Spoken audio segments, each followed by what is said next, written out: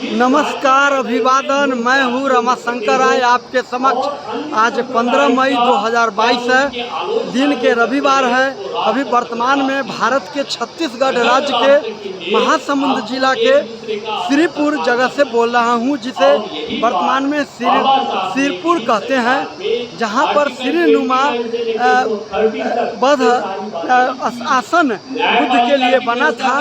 उसके सबसे ऊपरी सीढ़ी के सबसे ऊपरी तल पर जो आसन था, उसको लेकर के इसका नाम पड़ा था ऐतिहासिक। ये कौशल राज्य का राजधानी था। यहीं पर आप देख रहे हैं महासमुंद नदी है, जो अंतर्राष्ट्रीय व्यापार का केंद्र हुआ करते थे। 1 किलोमीटर में ये पूरा दायरा बुद्ध का फैला हुआ है। यहाँ पर आप देख रहे हैं यहाँ के सरकार के द्वारा, राज्य सरकार के द्वारा अंतर्राष्ट्रीय बौद्ध परिषद एवं सांस्कृतिक महोत्सव मनाया जा रहा है। महासमुंद छत्तीसगढ़ 14 से 16 कल बुद्ध की जन्म दिवस है, सोमवार को। यहाँ पर बुद्ध को ज्ञान कैसे मिला था, वो यहाँ पर प्रदर्शनी लगाया गया है साइंस जर्नी के द्वारा। अभी जो यहाँ पंडाल सभा में वक्तव्य देने के लिए, भाषण देने के लिए, सभा संबोधित करने के लिए बंगलोर से सत्यजीत कर्मा जी सभा को संबोधित कर रहे हैं। नागपुर से आए हैं, रायपुर से आए हैं, पटना से उमेश राय जी हैं। आपको बताएं, अन्य राज्य से भी कई विद्वान इस सभा को संबोधित कर रहे हैं। जो गागर में सागर ज्ञान की अथाह धारा, बुद्ध और सम्राट अशोक की शासन व्यवस्था कैसे उत्तम क्वालिटी की था, स्थापत्य कला, आर्थिक कला, संगीत कला, नृत्य कला, औषधि कला, विज्ञान, तमाम चीज़ों पर प्रकाश डाल रहे हैं। अभी हम 22 देश के भ्रमण कर ज्ञान प्राप्त करके कई बड़े पुस्तकों को, ज्ञानी की पुस्तकों को लिखने वाले सत्यजीत जी का स्पीच आइए संक्षेप में सुनते हैं। कि जितने भी हमारे जो संगारा, ये संपूर्ण आवासीय थे, रेसिडेंशियल थे। ये नॉन रेसिडेंशियल नहीं थे। लोगों को लगता होगा कि ये सारे जो केंद्र है ये पूजा अर्चना के केंद्र होते होंगे, है ना। वहाँ जाओ, अगरबत्ती लगाओ, मोमबत्ती लगाओ और त्रिशरम पंचशील बोल दो, काम खत्म, बहुत स्तूप होगा। ये सोचना ये पूरी तरह से एक गलत है। बुद्ध के हयात में जो जेतवन विहार बना था, उसका निर्माता सारिपुत्र था। सारिपुत्र जो प्रज्ञा में अग्रगण्य थे। इसका ये अर्थ हो गया कि अपना सारिपुत्र को इंजीनियरिंग का ज्ञान था।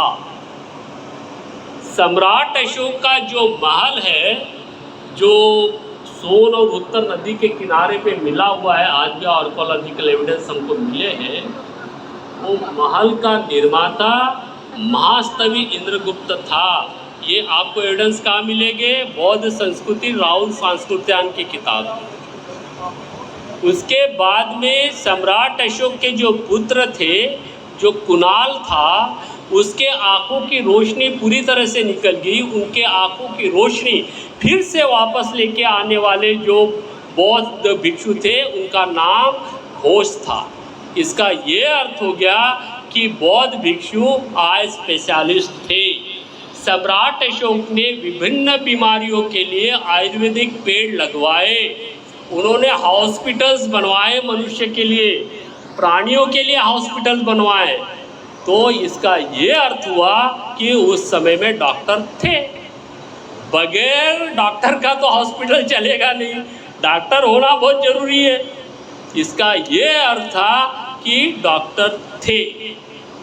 इसलिए डॉक्टर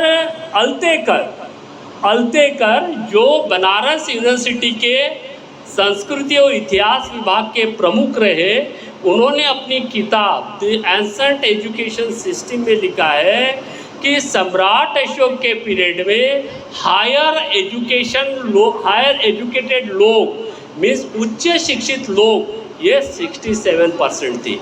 मीन्स इंजीनियर्स, डॉक्टर्स, वकील, उसके बाद में जैसे IIM के जो मैनेजमेंट के जो स्टूडेंट्स होते हैं, बड़े बड़े फैक्ट्रियों में जो मैनेजमेंट का काम करते हैं, ऐसे हायर एजुकेटेड लोग कितने थे? हाईली एजुकेशन, हाईली क्वालिटी के लोग कितने अधिक मात्रा में थे, ये समझा रहे हैं। चिकित्सा विज्ञान में कितनी उच्चता थी, किस प्रकार से अशोक के पुत्र महेंद्र का आँख जो चली गई थी वो वापस कैसे घोष डॉक्टर जी के द्वारा आए हैं, वो चीज़ बता रहे हैं। ये रघुनंदन साहू जी हैं, पूरे कार्यक्रम के आयोजक हैं, इसको लीड कर रहे हैं। और इनके साथ सुखनंदन जी हैं, बहुत सारे लोग हैं जिसको कर रहे हैं। रघुनंदन बाबू, ये जो सभा संचालन कर रही हैं जो महिला हैं, क्या नाम है? मंजू मेश्राम। मंजू मेश्राम जी हैं, जो सावित्रीबाई फुले स्कूल चलाती हैं। बहुत ही बेहतरीन तरीका से मंजू मेश्राम जी सभा संचालित कर रही हैं। आइए और भी विद्वत कुछ बातों को सुनते हैं। तो मैं बाद में बात करूंगा, अभी मैं थक चुका हूँ। तो जो भी है, बहुत सारा लंबा विषय, इतना आसानी से नहीं समझने वाला। तो जो भी सुना है और जो भी है आगे भी करेंगे।